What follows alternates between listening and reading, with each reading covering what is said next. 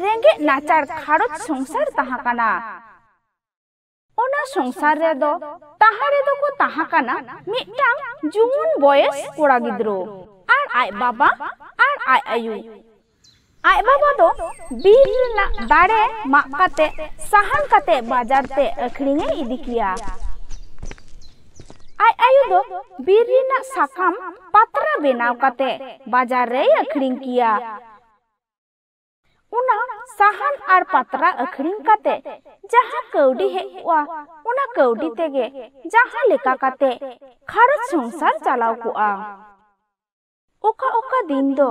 बांग जम काते होको ताहा कुआ ओने उनका रेंगे तेतांग साहाव काते चेत उनी कोड़ा गिद्रो दो मिद दिन हिलो मनमी लेका मनमी बेनाआ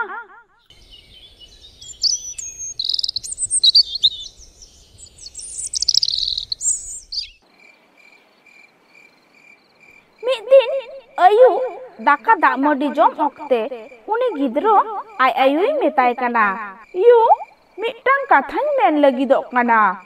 चे काथा मेन लगिदो काना बाबू मासे मेन गोद में मेन तिना काथा दो नुवा इनमा अडी हुटिंग हुटिंग खोन अडी दुख हाड़केत सहाव काते अबिन बिन हाड़ा बुड़ू किदिया नितमा इन जुवना काना आदो आय बाबाय मेनिदा हे बाबू नितमा आमेम हाड़ा जुवना काना आर बुद्धि दिसो हुदिस को हो नासे रे हम सेरावा कादा इन हो बाबा साला बीर ते साहान मा इन चला साहान मा काते बाजारी अखरिंगा ताहले आबुआ खारोज दो निर्होय तेगे चला आदो आय आयुई मेन गो केदा आम ठीक कथाम मेन कादा बाबा ओंका गे आय बाबा लिका दिनों बीर ना दाड़े मा काते साहान काते बाजार रे अखरिंगे इदिया आय बाबा आय आयु संसार रे गड़ो सपो एमा किना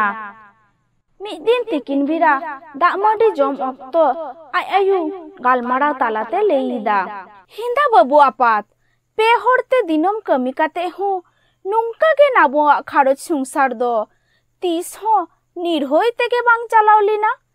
सड़गे तो बाबू एंगात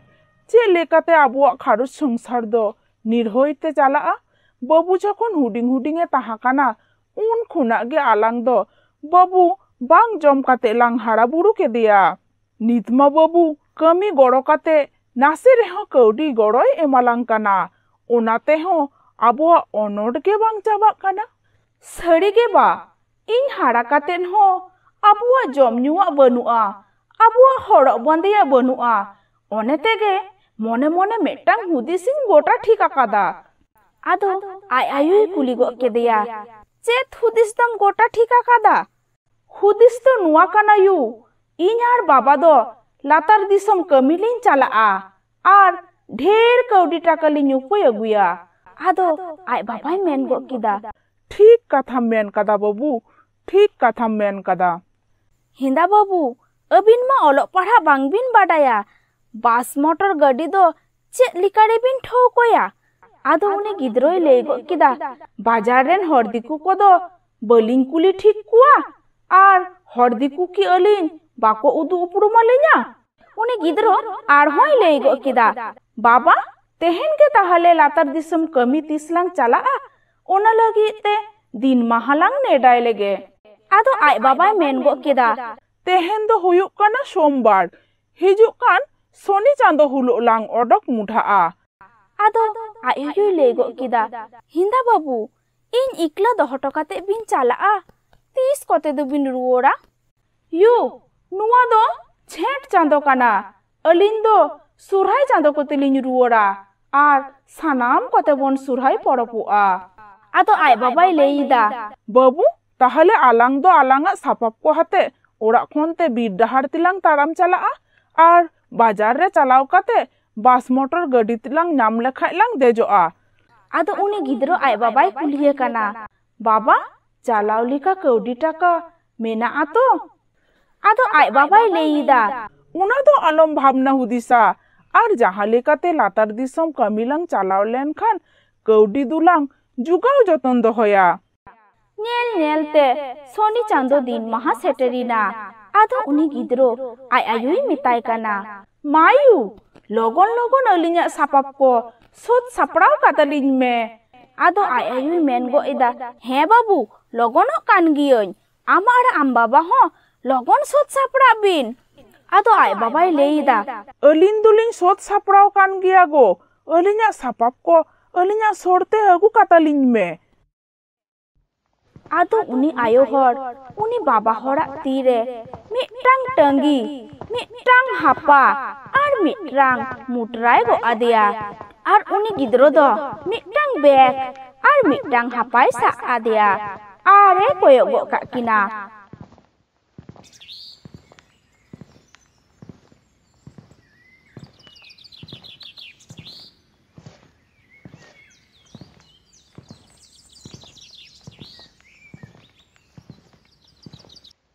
उनकिन हो बीर तालाते ताराम ताराम ते बाजार किन सेटर किदा दुरुब जीरो काते दागिन न्यू किदा गोटा के बास गड्डी रास्ता गोटा होड़ते के गड्डी चलाक कना आर बास गड्डी तो अकिना सोरते के हिजुक कना आर तिंगु काते बास गड्डी रेन होड़ कुकिन कुलिए कुआ ए दिकु बाबू नुआ गाड़ी कुथाय जाबे? आदो उनी गड्डी रेन होड़े लेईदा कुथाय जाबिक? आदो उनी गिद्रोय लेईदा हमरा नामाल कामी करते लातार दिसम जाबो। आदो उनी गड्डी रेन होड़े लेई गो किदा चापो एटा मारांग बाजार पूर्व बर्धमान जाबे। आदो आय बाबाय मेनिदा ए बाबू नुआ गाड़ी चाला आया चललांग देजोआ। आदो अकिन सापब काते बास गड्डी छादरी किन दे इना।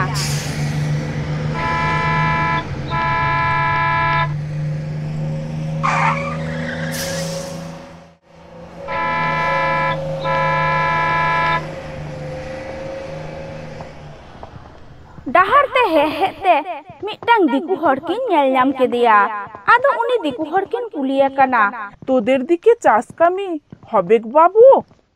आदो उनी दिकु हड़े लेईदा चाषेर काज हबे तो तोमादेर बाड़ी कोथाय? आदो उनी बाबा हड़े लेईदा हमादेर बाड़ी झारखंड जंगलेर भितर। आदो उनी दिकु हड़े मिता किना ताहले इन साला हिजुक बिन इन्या खेत बयहर रेगे बिन कमिया। आदो उनी गिद्रोय मेन गो किदा चलोलांग बाबा आलांग दो नुई दिकु हड़ साथे गिलांग चालाआ आर उनिया बयहर रेगेलांग कमिया। आदो उनी दिकु हड़ साला गिकिन हे इना। आदो उनी दिकु हड़ दो मिटटांग चाला ओड़ा रेगे उनकिन दो ताहाय एमा किना आरे मेता किना अबिन दो नोडे गे ताहान बिन दाका दा मडी को चोंदा इसिन जंग बिन जहाना लगती दरकार होये बिन खान इन मेताविन बिन। आदो आय बाबाय लेई किदा ठीक गया किशोर दिकु आम गिलिन मेता आमाहा। आर आजम बिन गापा सेता कान से चास कमी बयहर ते चाला हुयुग तबिना। आदो आय बाबाय मेन गो किदा ठीक गया किशोर दिकु भोर निदु अक्तो बेरे काते दाका दा मडी कुलिन इसिना।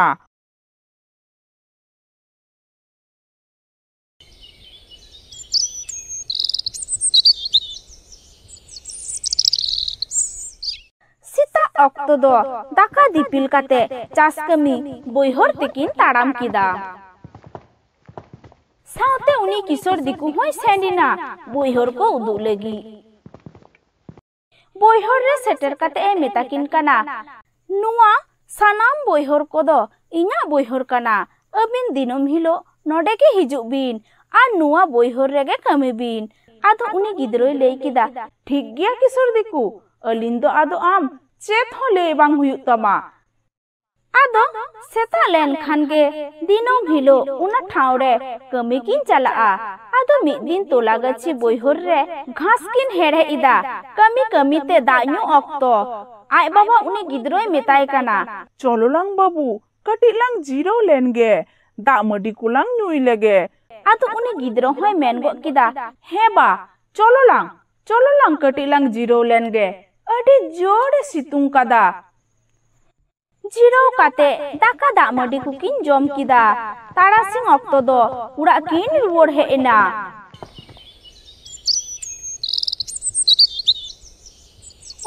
उनका तेगे सुरहाय चांदो सेटरिना। आदो mid din ayuk bira apa hopon kin galmaraw kana baba adi din gilang huina kami ko homa amda gilang kami akada amda gilang kaudi taka chawle ko halang chawle akada ado orak tilang ruwar chalaa ar sari katha leite do nuwa kana iu hoy uihor diso hijuk kana ado ai babai leida am ठीक कथा main कदा बाबू इनहो ओना कथा गिन दिसोइदा ठीक गिया तेहेन दो आलांग आलांग रेन किशोर दिकुलांग मिताया अलिन दो अदो बलिंग कमिया अलिन दो ओड़ा दिसम खाड़ोस्तिलिन रुवर चलाआ आदो ओना ले लगी ते किशोर दिकु ठेन किन हे इना किशोर दिकु अलिन दो अदो बलिंग कमिया अडी दिन गिलिन कमी तालातिलिन ताहा बासाइना कमी कमी ते होलिन लांगा सो तकाना आर सड़ी कथा लेते दो नुआ ओड़ा रे आयु मेनाया उनिलिन उइहर दिसोया काना आदो आय बाबाय मेन किदा हे किशोर दिकु अलिन दो अदो बलिन कमिया अलिन्या कमी रिना कुरोय को कौडी टाका साउते जम सारे चावले को जत्तो एम कातालिन में ताहले अलिन गापा सीता खाड़ोस तिलिन रुवर चलाआ इन अबिना कमी रिना कुरोय कौडी टाका चावले जतोगिन एम काता बिना अबिन दो पुप नाखा बेरा ताहानते ओडक चला बिन दूसर दिन पुप नाखा बेरा ताहान ऑक्तो अकिना जहां सापाप टंगी लठी साउते अकिना मुटरा बैग को हाते जहां डहार रे पास खनकिन आरबोलिना उना डहार रे किन सेनिना सेन काते मी थारे रे किन दुरुपिना अकिन छाड़ा दो ओंडे अकोय के बनु कुआ आदो ती तुल काते गडी किन तिंगु होचोयदा गडी तिंगु तिंगु तेगे मेटंग बाड़िया गडी दुकिन पाड़म होचो किदा ओंका ओंका ते मेटंग गडी दुकिन तिंगु किदा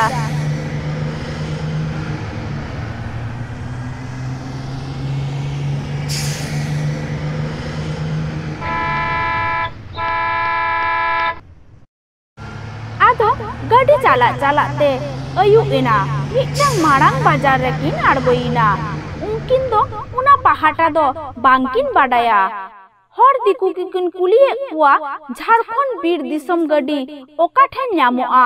बाजार रेन हर को दो ठीक सही बांको मेताकिन काना ठीक सही बांगमेन खातिर अडे गे किन निदोइना आदो किन चिकोया उना हिलो दो बाजार रेगे किन ताहाइना ताला निदो ऑक्तो बाजार रे कुमरू डकत को बोलोइना अकिन नेलते को बुझो केदा नुंकिन दो अडी लेलहा मनमी अकिन ठेन कौडी टाका चावले मेना अकिन जहारे किन दुरुप कना ओंडे के दुरुप दुरुप किन दुदरुम जपित एदा बाबा हर दो कटी चेथन गई ताहा काना दुदरुम जपित खन बेरे काते ए नेले काना आजरन गिद्रो हो दोमे दुदरुम जपित एदा आदो आय बाबा उनी गिद्रोई मेताय काना हेंदा बेटा दोमेम दुदरुम जपित दो आदो उनी गिद्रोई मेनिदा हे बा दुदरुम जपित गियन इन मा नेले मिया आम हो अडिम दुदरुम काना आदो उनी आय बाबाय लेइदा हे दुदरुम कान गियन अच्छा बेटा आम दो कटी बेंगे हतार तालांग में इन दो कटी इन कोंडेल जपित गो लगे आदो उनी गिद्रोई मेन गो केदा हे बा आम दो ताहले कटी कोंडेल जपित गोद में इन दुदरुम कान रहो तबे चेथन किन ताहाना आदो बाना होड़ के किन जपित गो केदा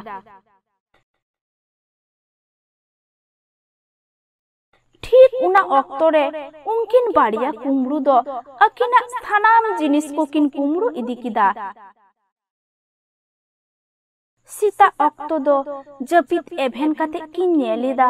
अकिना स्थानाम जिनिस कौडी टाका चावले मुटरा डकत को कुमरू इदी कदा आतो आपा हपन किन चिकोया बाना होड़गे दुग जालाते हुड़ी बिकोल किन राकिदा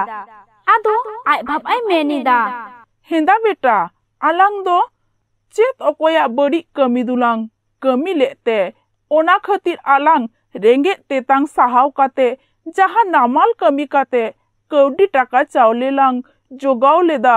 ओना हो छतो कुमरू को इदी के तालांगा आदो उनी गिद्रोई लेइदा चांदो बुंगा आले दो रेंगे नाचार लेलहा मननी रेंगे बाले सहाव दारे खातिर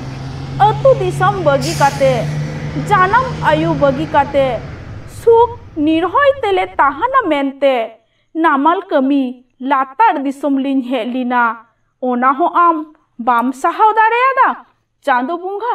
जहाय अलिना लोलो सितुंग दा जपु सहाव काते अलिना दुखमो टाका कौडी चावले को इदिया कादा उनको दो अडी सुख तेगे दोहो काको में अडी निर्हय तेगे दोहो काको में अडी सुख तेगे दोहो काको में अलिन दो बांग जम काते बांग न्यू काते रेंगे तेतांग सहाव काते अलिना जानम दिसम झारखंड बीर तालालिन रुवर चाला काना आदो ताड़ाम ताड़ाम ते अकिना दिसम झारखंड किन रुवर चालाविना।